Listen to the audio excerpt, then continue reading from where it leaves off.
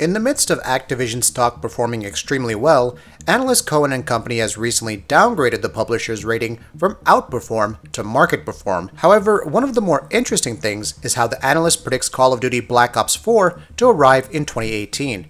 Furthermore, Cohen has confidence in the company's core businesses and notes that Call of Duty World War II should do a lot better than Call of Duty Infinite Warfare, the latter which underperformed despite being one of the best-selling games of last year. Cohen also noted that Activision stock could remain strong, especially if Blizzard decides to announce a new game, which is interesting given all the buzz surrounding what comes next at BlizzCon 2017.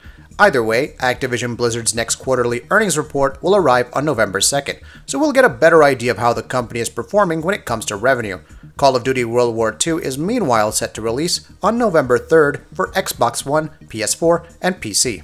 Super Mario Odyssey is going to be a masterpiece. All indications are that it will end up being an even better game than The Legend of Zelda Breath of the Wild, which is already one of the greatest games ever made when it launched earlier this year. And now, we've started to see the first indication that the game will end up living up to the gargantuan expectations that surround it. Super Mario Odyssey has received its very first review ever from Edge, and it's gotten a rare 10 out of 10 from them. This makes it the 20th game ever to receive this top honor, the 4th game this generation, and the 2nd game this year, after Breath of the Wild.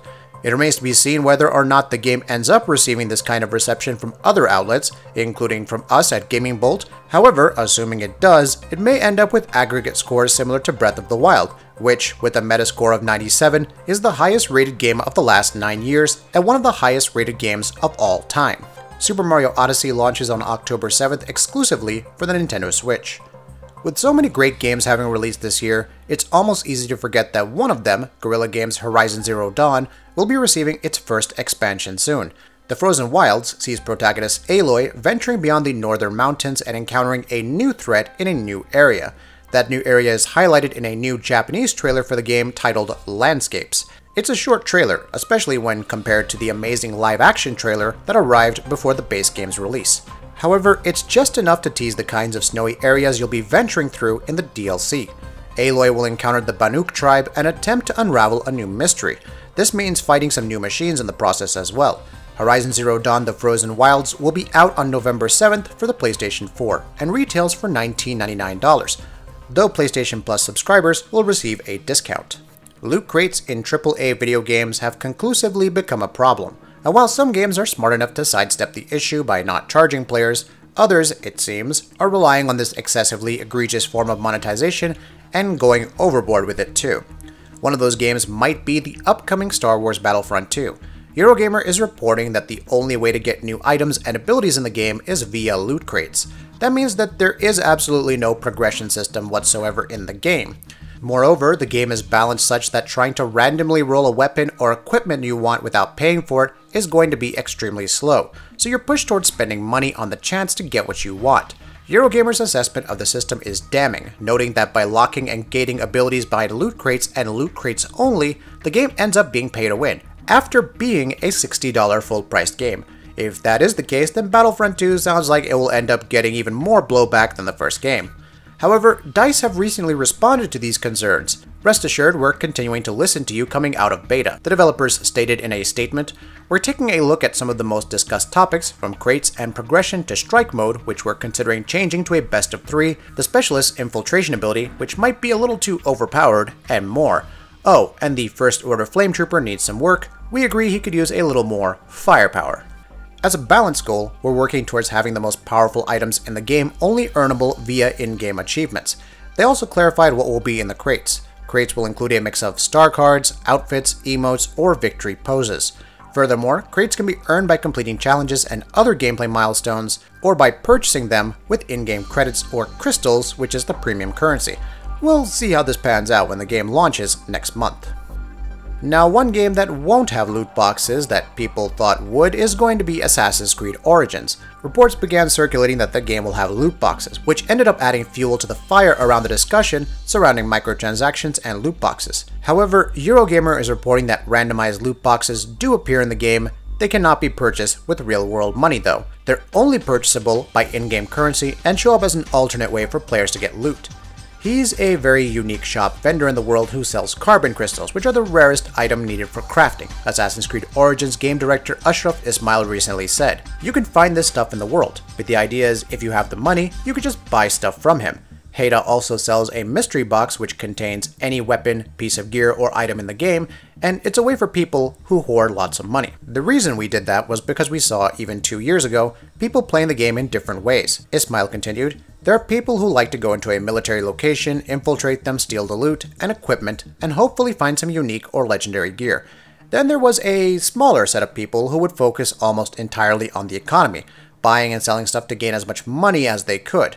And we felt like, okay, that's a valid way to play the game. It's a part of the RPG aspect, so we'll let them play the economy.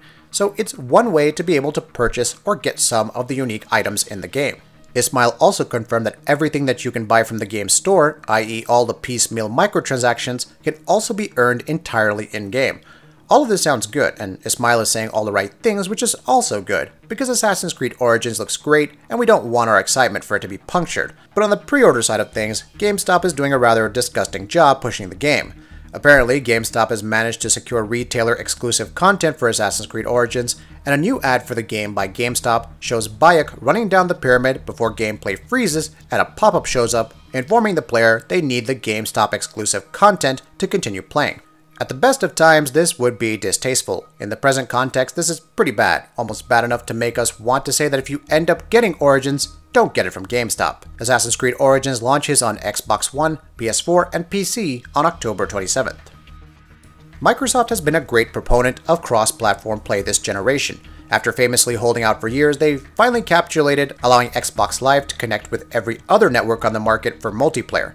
But Sony, who until Microsoft's change of policy had already claimed that they too would like to allow for full cross-platform play, lamenting only that it would never happen due to Microsoft's policies, have been mysteriously silent on the issue since. Things have come to a head subsequently. Microsoft has enabled full cross-platform play between not just Xbox and PC and Xbox and mobile, but even Xbox and Nintendo. Games such as Rocket League and Minecraft are among the games that are benefiting from this on those platforms. Sony has continued to hold out, giving only vague non-answers, such as having a responsibility to its user base. But Microsoft has maintained that it will continue to work with Sony on this issue, betraying hope that there may yet be scope for some sort of arrangement to be reached regarding this. But any hopes you had may have to be dashed now. Speaking to GameStop at the Brazil Game Show, Xbox head Phil Spencer admitted that Sony may not ever change its policy, and that full cross-platform play between Xbox and PlayStation may never happen. "We talk to Sony all the time. With Minecraft on PlayStation, we have to be one of the biggest games on their platform in terms of sales and gameplay," Spencer said. Same with Nintendo. The relationship with Nintendo on this front has been strong. They've been great supporters and we continue to collaborate with them. But I think Sony's view is different. They should talk about what their view is. I have a real struggle making comments about their motivation or timelines. I know there is a certain view that says if my friends have this console, they can't play with people who buy another console. That's a reason they go buy my console, he said. That reason is not going to go away. So we're putting Minecraft out there as one of the biggest games on any platform and allowing people to play together, regardless of what device they bought. I don't think everybody is taking that same approach to the ecosystem, so I'm never going to call anything a lost cause, but I think some of the fundamental reasons and certain scenarios, they're not really going away. So I don't know what would change. It's a shame that Sony is acting so difficult and regressive about this issue, because full cross-platform interactions are truly the wave of the future. For now, Sony and its users are going to have to content themselves with being an island, as the rest of the industry becomes increasingly integrated. In the same interview, Spencer also spoke about exclusive DLC. The practice of timed DLC is not something that Xbox boss Phil Spencer likes much, and he has said so before. People always knock me on this. I've been on record. I don't love the idea or practice of us paying so other platforms can't play, or use a certain gun in a game, or do a certain level, he said.